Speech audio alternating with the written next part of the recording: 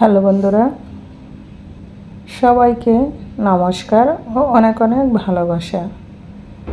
আমি এখন এখানে চিকেন নিয়েছি। চিকেনটা আমি মিক্সিতে ব্লেন্ড করে নিচ্ছি এবং কী তৈরি করব সেটার সাথেই থাকো আর দেখতেই থাকো।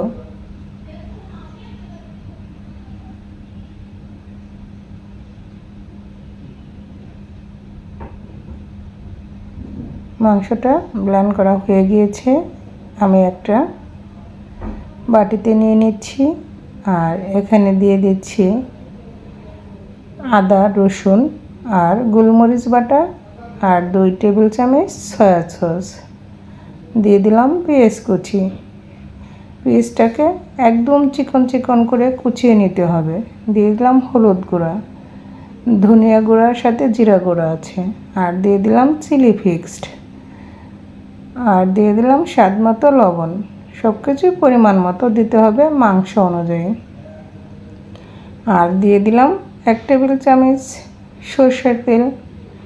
এখন সবগুলো উপকরণ দিয়ে এটাকে ভালো করে ম্যারিনেট করে রেখে দিতে হবে 2 থেকে 3 ঘন্টা।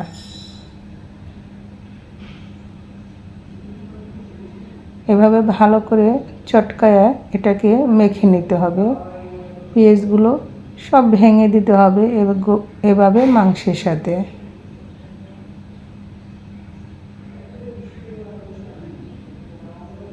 তবে যে যেখান থেকে এই মুহূর্তে আমার ভিডিওটি দেখতেছো সবাইকে অনেক অনেক ধন্যবাদ ও অনেক ভালোবাসা।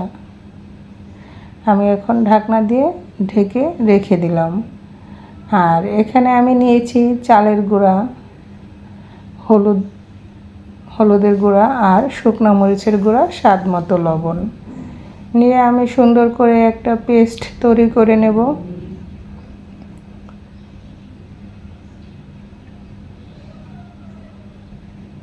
এর ঘনত্বটা এরকম থাকবে।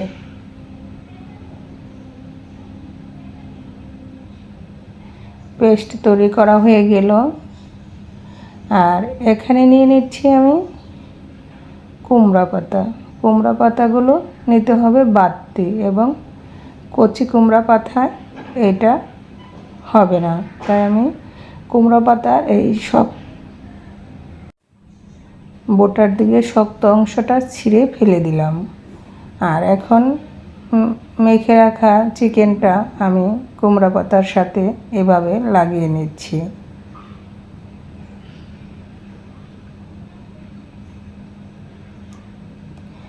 এভাবে চিকেনটা লাগিয়ে এটাকে এভাবে রোলের মতো পেঁচিয়ে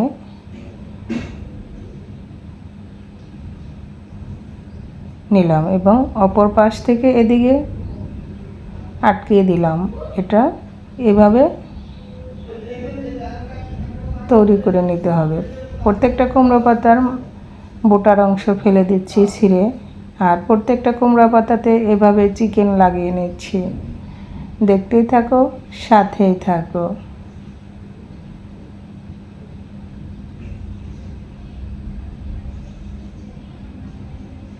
এটাও অপর পাশ থেকে এভাবে আটকে দিয়ে সুন্দর একটা শেপ তৈরি করে নিচ্ছি।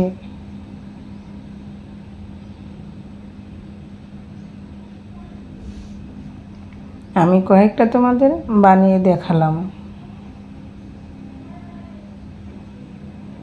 এই নাস্তার রেসিপিটা এতটা মজাদার, একবার না খেলে বুঝতেই পারবে না। আমি এভাবে সবগুলো অফ ক্যামেরায় বানিয়ে নিয়েছি। দেখতেই পাচ্ছ বন্ধুরা কতটা সুন্দর লাগতেছে। এখন আমি চুলায় প্যান বসিয়ে যে ব্যাটারটা তৈরি করে রেখেছি তার সাথে এটাকে ভরিয়ে এভাবে গরম তেলের ভিতরে দিয়ে দেব।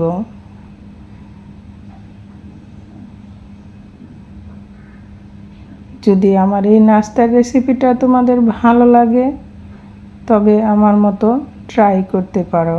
আর ভালো লাগলে লাইক, কমেন্ট, শেয়ার করে পাশে থাকবে। এই নাস্তার রেসিপিটা গরম গরম খেতে এত সুস্বাদু, একবার না খেলে বুঝতেই পারবে না। আর এটা যে বাচ্চারা শাক খেতে চায় না তারাও দেখা যাবে এটাকে চেটেপুটে খাবে।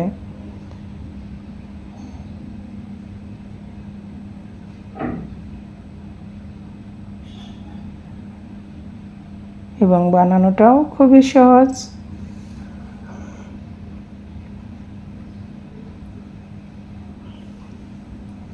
আমি প্রত্যেকটা বড়া এভাবে দিয়ে দিলাম। এভাবে পেস্টের সাথে ভরিয়ে এক পাশ ভাজা হয়ে গেলে অপর পাশ উল্টে ভেজে নেব।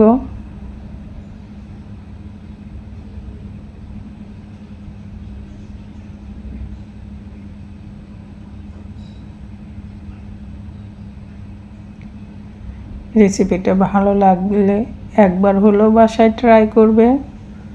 কুমড়া পাতা দিয়ে চিকেনের বড়া।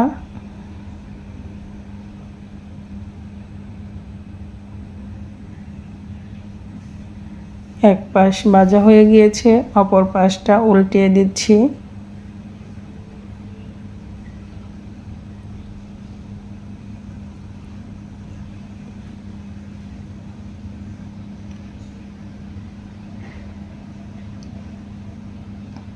এভাবে প্রত্যেকটা বড়াই আমি ভেজে নেব।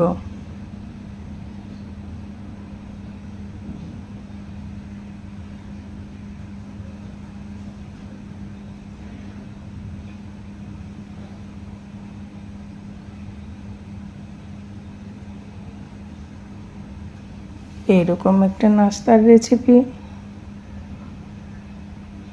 এই প্রথম হয়তো আমি তৈরি করলাম, কিন্তু খেতেও খুবই সুস্বাদু হয়েছে।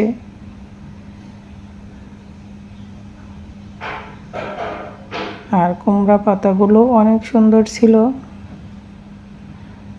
কুমড়া পাতাগুলো একটু বাড়তি দেখে নিতে হবে, কারণ কুমড়া পাতার বড়াটা বাড়তি পাতাটায় খেতে হয়, তাহলে খুবই সুস্বাদু লাগে। দেখতে পাচ্ছ বন্ধুরা, বড়াগুলো ভাজা হয়ে যাচ্ছে এবং কতটা সুন্দর হয়েছে।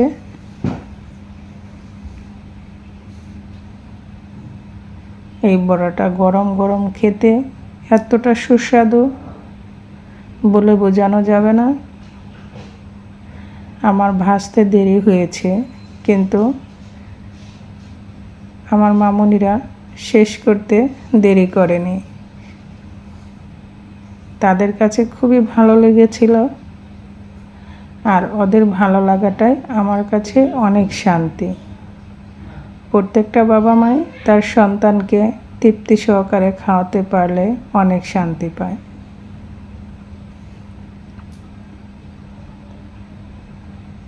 বড়াগুলো ভাজা হয়ে গিয়েছে, চুলা থেকে নামিয়ে নেব।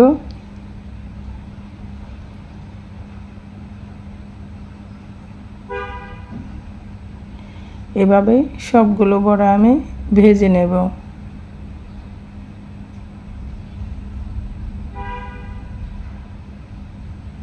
আমি বাকিগুলো দিয়ে দিচ্ছি। এভাবেই সেম প্রসেসে ভেজে নেব।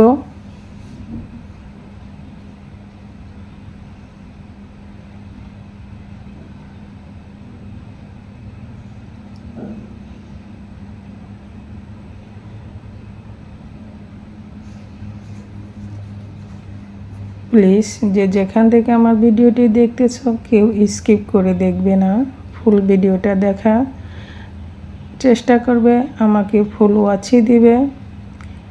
আর আমি যার ভিডিও দেখি ফুল ওয়াচই করি। জানি না হয়তো কেউ বিশ্বাস করো কি করো না, তবে আমি আমার নিজের কাছে সব সময় সঠিক থাকারই চেষ্টা করি, কারণ আমি মনে করি হয়তো তুমি দেখতেছ না, উপরে ভগবান আল্লাহ আছে, সে ঠিকই দেখতেছে। আমি সেই বিশ্বাস রেখে আমি সবার ভিডিওটাই ফুল ওয়াচ করি। আমি কাউকে ঠকাই না, তাই চাই তোমরা আমাকে কেউ ঠকাবে না।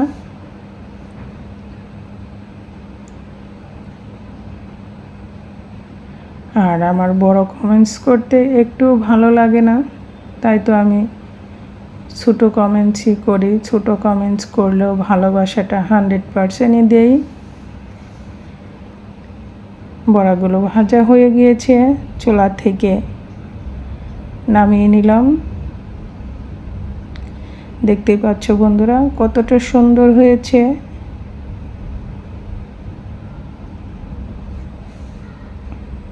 সবাই ভালো থেকো, সুস্থ থেকো। Bye bye.